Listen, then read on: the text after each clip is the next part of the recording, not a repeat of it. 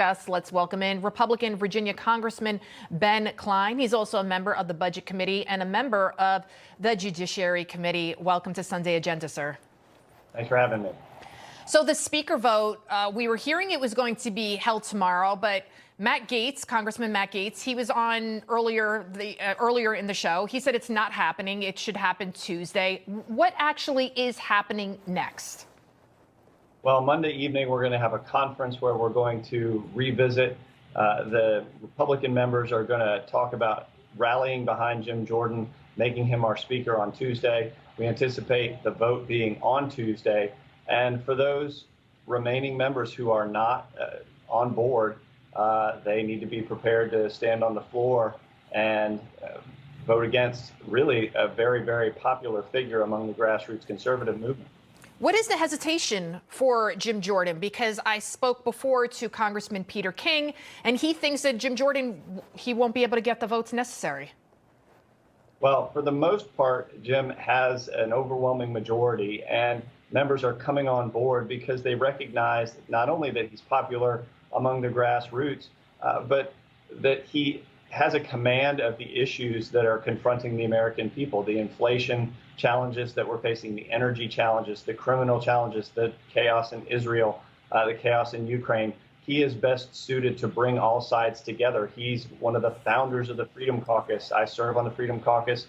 I actually serve on the Judiciary Committee with Jim Jordan. So I get to see him in action, bringing those conservative bona fides, but also reaching out to all sides of the conference to bring them on board. So those remaining members who are not Freedom Caucus, who maybe remember the Jim Jordan of a decade ago, who was founding the Freedom Caucus and poking these establishment members in the eye, hopefully they realize that Jim Jordan is the one to bring us all together to actually pursue that conservative movement more effectively.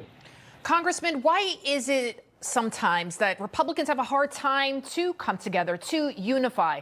The Democrats, they're always unified. They're always voting in bloc. But Republicans, you know, it seems like sometimes they waver and they go and they vote with the Democrats. When will they learn that when you play with the snake, it's going to bite you?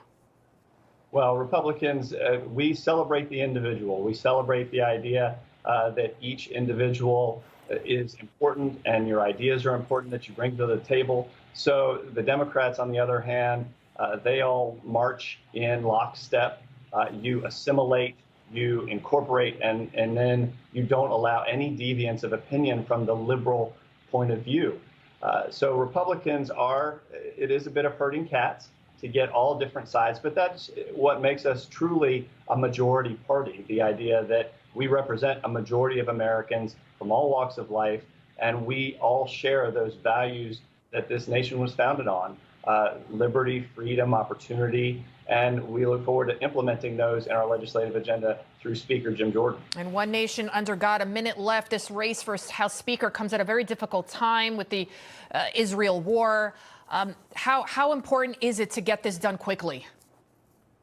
Well, it is important. You know, we've passed our House Defense Appropriations Bill, so there's billions of dollars for Israel that's waiting there in the Senate. If the Senate truly believes that Israel needs that money right now, they can pass our bill and send it to Biden and get it delivered. But in the meantime, getting a speaker will allow us to speak with one voice, to speak on behalf of the American people, to make sure that everybody knows, including the citizens of Israel, that the American people back Israel, that the American government, the Congress backs Israel, and we stand ready to support them.